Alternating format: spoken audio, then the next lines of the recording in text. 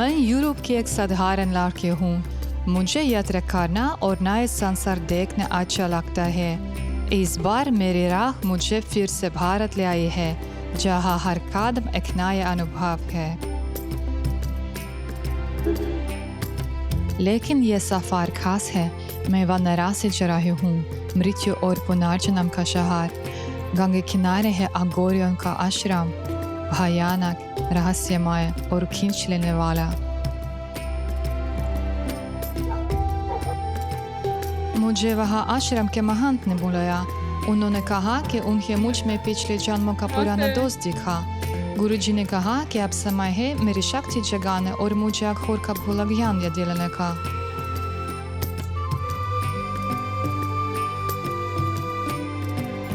जैसे ही मैं पहुंची, गुरुजी ने मेरी मुट्ठी उन हाथ में ली। लग रहा था कि वे चेक कर रहे हो उनमें शक्ति है या नहीं।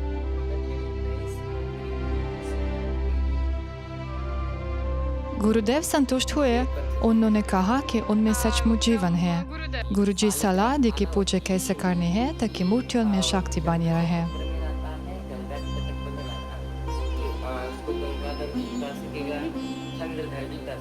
उसके बाद गुरुजी ने मेरी मूर्तियाँ मुख्य विधि पर रख दी। ये मेरे लिए आशीर्वाद था और लगा कि मेरी यात्रा सचमुच शुरू हो गई है। मैं उस दुनिया में आई जहाँ सब सीमाएं मिट जाती है, जहाँ शरीर सिर्फ एक खोल है और अंधेरा सच का दरवाजा। यही मेरी कहानी है, जागरण की कहानी। मंदिर का मुख्य देवता माँ काली है।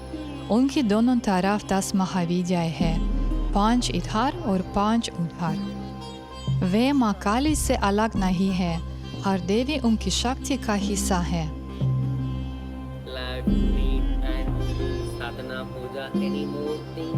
माँ काली की मूर्ति असली कोपर्डियों की माला से सजी है। गुरुजी हर एक को याद रखते हैं, ज्यादातर वे लोग जिन्हें सपने कहता था।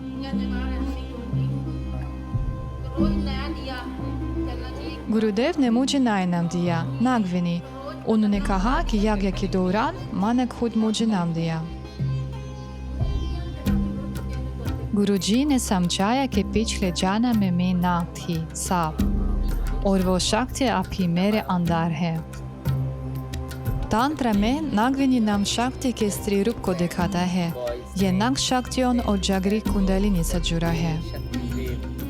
ऐसा नाम उन्हीं को दिया जाता है जो गुप्त नाग परंपरा से जुड़ा हूँ। मेरा घर बहुत साधारण है, बस कुछ दीवारें और सिर पर छत, वैसे ही जैसे सामने बंदारों का है। हर रोज गुरुदेव के पास लोग आते हैं। लोग स्वास्थ्य, पैसे या परिवार की शांति के लिए दुआ करते हैं। गुरुजी सबकी मदद करते हैं और बदले में कुछ नहीं चाहते। इससे लोग कल्याण करते हैं। गुरुजी के पास लक्ष्मी है, लेकिन देवी नहीं, हिरनी। वो हर वक्त गुरुजी के पीछे ही रखते हैं। इतनी लगन तो शिष्यों में भी नहीं दिखती। लोग कहते हैं पिछले जन्म में वो उनकी पत्नी थी, शायद इसलिए आज भी साथ है।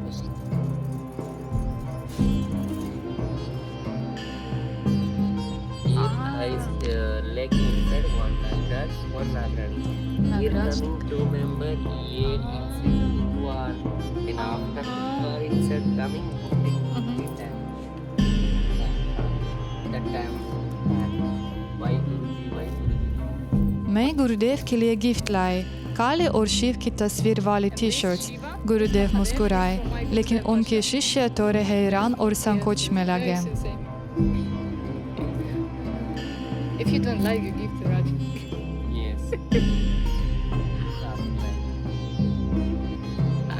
शायद सोच रहे थे, ये नाजुक विदेशी लड़की यहाँ क्यों आई, क्या चाहती है, क्या सीख सकती है। पर गुरुजी ने कहा, रूप से मत अंके, उसमें शक्ति है, मैं उससे देखता हूँ।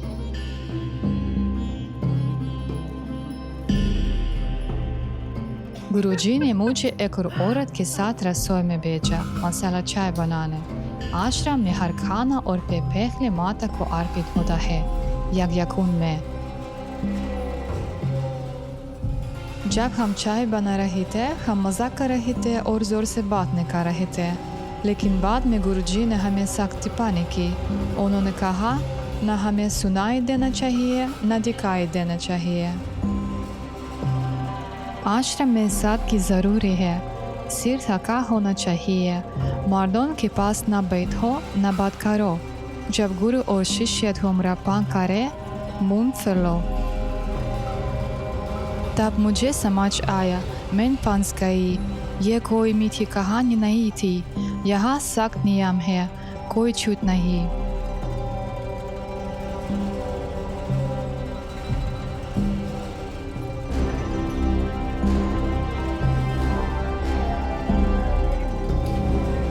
You wake up, mother. सुबह जल्दी माँ का चेहरा सुंदर और दयालु होता है, पर चांद निकलते ही माँ का रूप बदल जाता है। तब चेहरा भयानक हो जाता है, माँ महाकाली बनती है।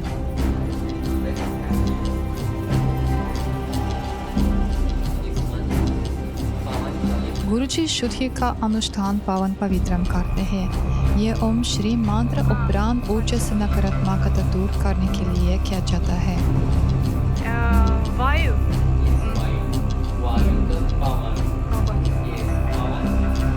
गुरुजी बताते हैं कि ओम श्रीम शक्ति की ध्वनि है।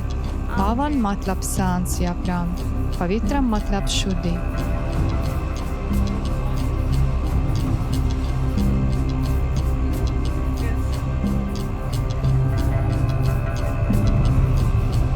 ऐसा हाथ या कपड़े से करना बुरी शक्ति को हवा से उड़ाने का प्रतीक है।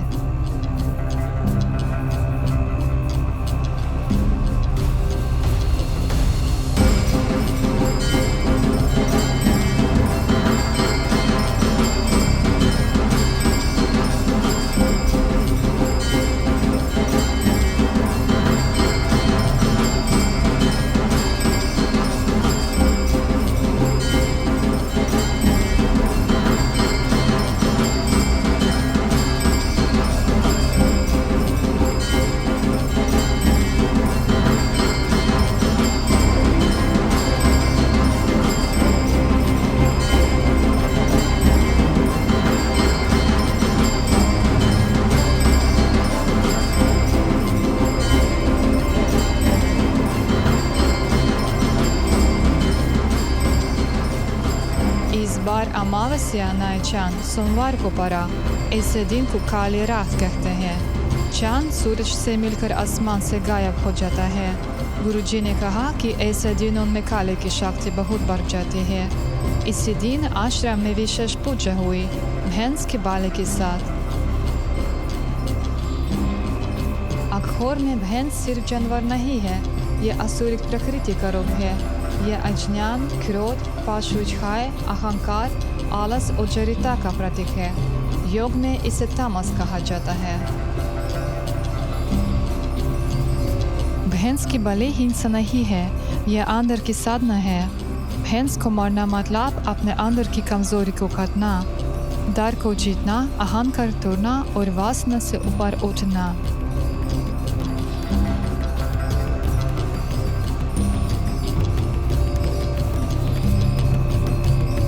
अघोर में हर बाहरी अनुष्ठान हमेशा अंदरूनी परिवर्तन को दर्शाता है।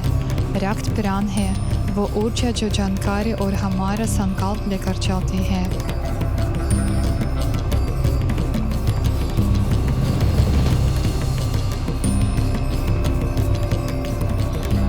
खून मां को अर्पित किया जाता है, हेन के रूप में, उसकी शक्ति के ईंधन के रूप में। उस दिन महाकाल को भैंस के खून से स्नान कराया गया। यह हिंसा नहीं, बल्कि एक दीक्षा का कार्य था।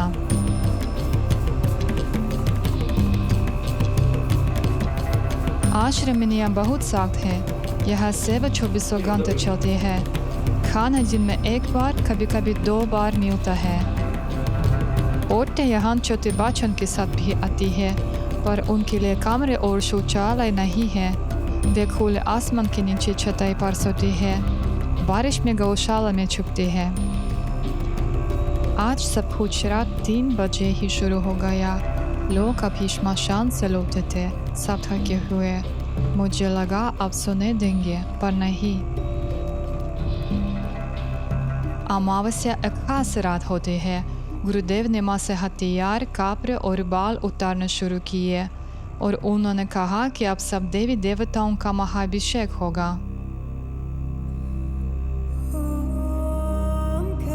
गुरुजी ने कहा महाभिषेक, तो सब तुरंत जुट गए। थकान के बाद भी बिना सोए सब नई ताकत से काम करने लगे। सरियां धोए, देवियों के बाल धोए और मूर्तियां चमकाए गए।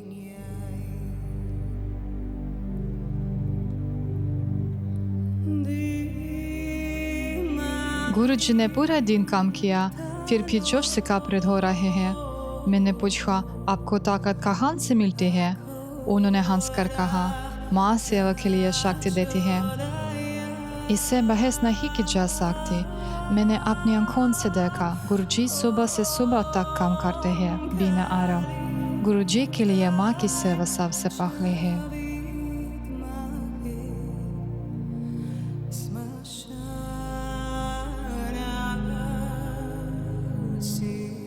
अभिषेक के समय माँ काली को कुमकुम मिले पानी से स्नान कराया जाता है, जो रक्त और शक्ति का प्रतीक है। ऐसे स्नान से दिव्य शक्ति को बुलाया जाता है और उसकी उपस्थिति बढ़ती है।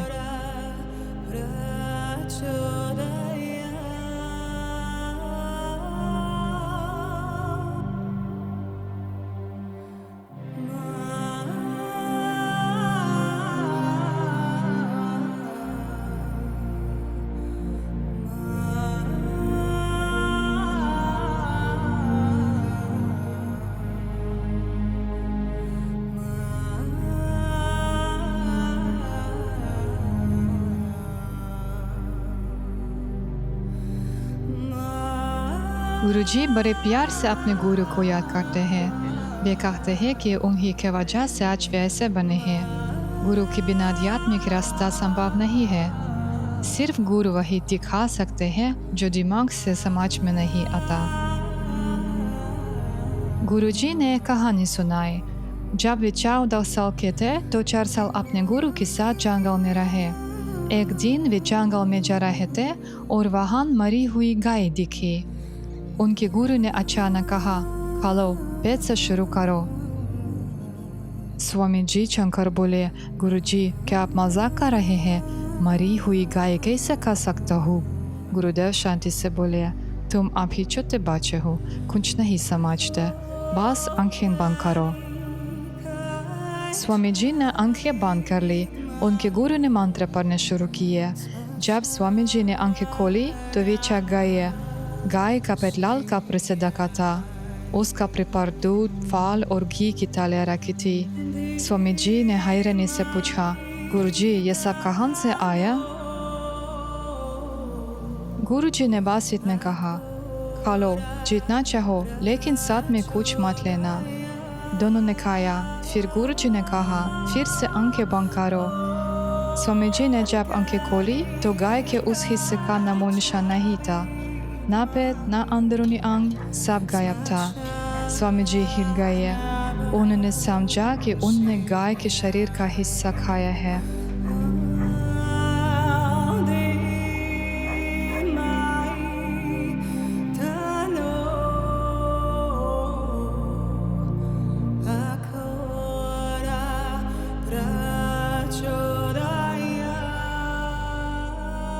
मैं इंतज़ार कर रही थी कि मुझे श्मशान ले जाए, पर गुरुजी डर कर रहे थे। औरतों को वहाँ जाने की इजाज़त नहीं है। गुरुजी को अपने शिष्यों को तैयार करने में समय चाहिए था। 2 दिन बाद मुझे ले गए। हम ट्रैक्टर से पहुँचे। श्मशान के पास पहुँचते ही दिखा, शरीर अभी पूरे नहीं जले थे, परिवार वहीं था। अखोरी बाहरी लोगों के सामने अनुष्ठान नहीं करते। वे श्मशान परत में जाते हैं जब वहाँ कोई नहीं होता। हम उस जगह से कुछ 100 मीटर दूर रुके। चटाइयाँ बिछाएं, लेट गए और तारों को देखते रहे। गुरुजी ने कहा कि पहले वे अक्सर ऐसे ही सोते थे, गंगा किनारे, खुले आसमान के नीचे। नरम रेत, हल्की हवा, सब शांत था और लापखाक रोमांटिक सा। कोई उग रहा था, कोई खरा ले रहा था, कुछ शिष्य टोकलेने निकल गए। बाद में गुरुजी ने कहा कि उन्हें लगा कहीं में ही अपशकुन तो नहीं लाए, क्योंकि श्मशान पर औरत का आना बहुत दुर्लभ है और अब इंतजार करना पड़ रहा था। आखिरकार जो लोग शरीर चला रहे थे वे चले गए और हम आगे बढ़े। गुरुजी ने कहा कि आज तुम केवल देखोगी, लेकिन मेरे लिए यही बहुत बड़ा सामान था। मैं एक तरफ बैठी और देखती रही। सब डरावना था, लेकिन अपना सा लगा। अचानक हमने देखा कि श्मशान की ओर लोग ताज़ा शरीर लेकर आ रहे थे। मुझे ट्रैक्टर में बैठने को कहा गया। गुरुजी ने अपनी चादर मेरे ऊपर डाल दी और कहा, कोई आवाज़ मत करना। मैं खुद कर अंदर बैठ गई और चुप रही।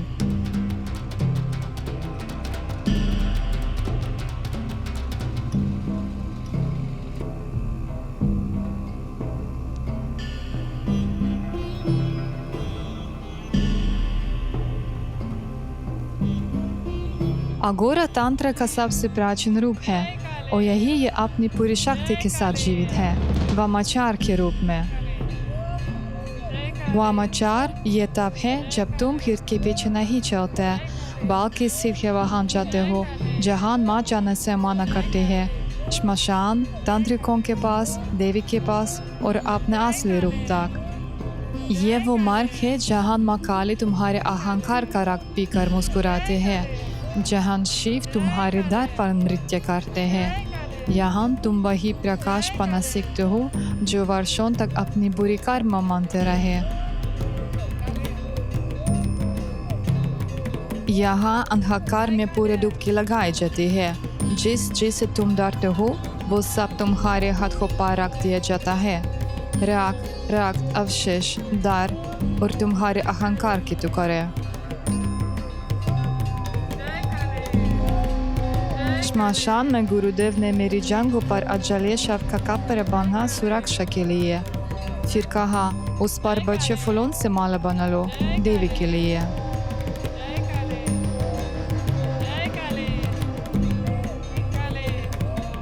उस क्षण तो मुक्ति के बारे में नहीं सोचते। भावना इतनी प्रबल होती है कि लगता है जैसे तुम जीवन और मृत्यु के बीच खड़े हो, और तभी अचानक समझ आते हैं यही तुम्हारा घर है।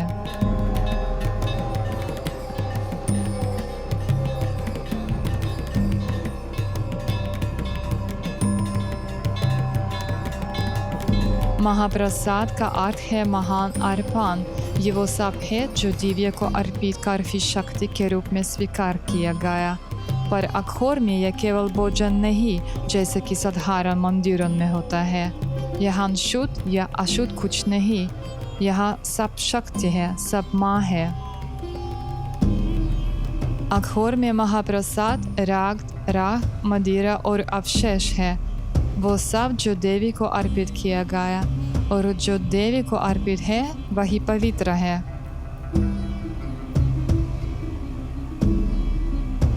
श्मशान की राख यह आशीर्वाद है। काले की पूजा के बाद मदिरा की एक बूंद ये उसका रक्त है। मांस की एक टुकड़ा ये उसका शरीर है।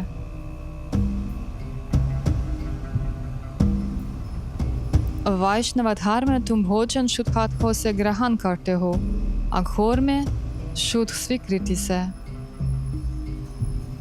अघोर को लोग अक्सर अंधकार, डर, श्मशान और खोपड़ियों से जोड़ देते हैं, पर अघोर की जद में मृत्यु नहीं, सेवा है। सेवा उस गहरे समाज से कि यह सब शक्ति है, सब कुछ जीवित है। गुरुजी के लिए महाकाली केवल मूर्ति नहीं है, वो सजीव है, वो उनकी माँ है। वे माँ से बातें करते हैं, सलाह लेते हैं, मदद मांगते हैं। वे जानते हैं कि माँ को कौन सा भोजन पसंद है, कौन सा रंग अच्छा लगता है। वे जानते हैं कि माँ कब सोती है और कब जागती है। वे देखते हैं कि माँ कब मुस्कुराती है और कब उदास होती है। गुरुदेव कहते हैं कि सब देवताओं में माँ सबसे दयालु है। वो कभी भी तुम्हारी प्रार्थना को मना नहीं करती।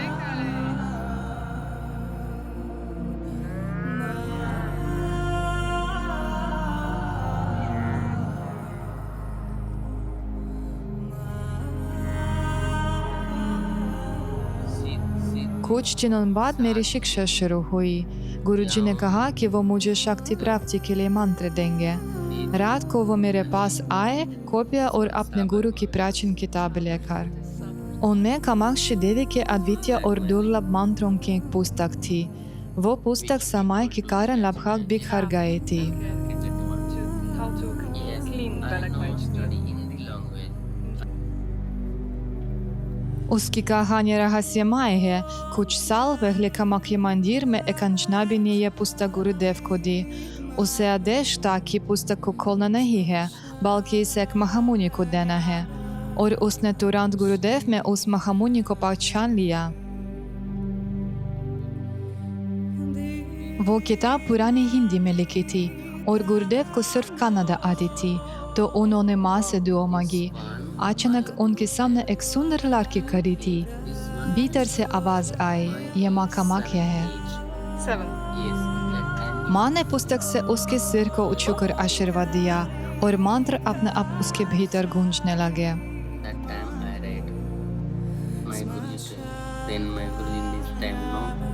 उसमें मंत्र तरह तरह के हैं, ध्यान के लिए, स्वास्थ्य के लिए, संबंध तोड़ने के लिए, आकर्षण बढ़ाने के लिए और ज्ञान प्राप्त करने के लिए।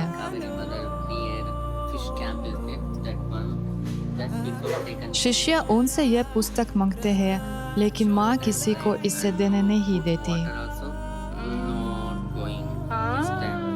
इस पुस्तक को चुराने की कोशिश भी हुई, लेकिन यह हमेशा लौट आती है। गुरुदेव ने कहा कि अपने पिछले जन्म में यह पुस्तक उनके पास पहले से थी, अब यह फिर लौट आई है।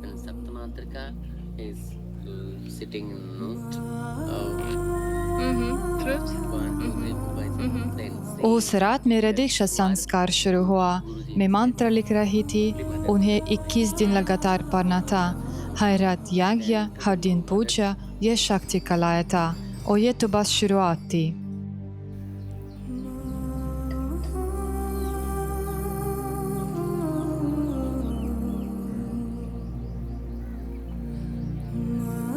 अघोर जीवन और मृत्यु है, खुशी और दुख है, यह बीमार और स्वस्थ कुत्ता है, यह गंदगी और सुंदरता है। यह बांटने के लिए नहीं है, अच्छा बुरा, उजाला अंधेरा, यह सब कुछ स्वीकार करने का मार्ग है। यही स्वतंत्रता है।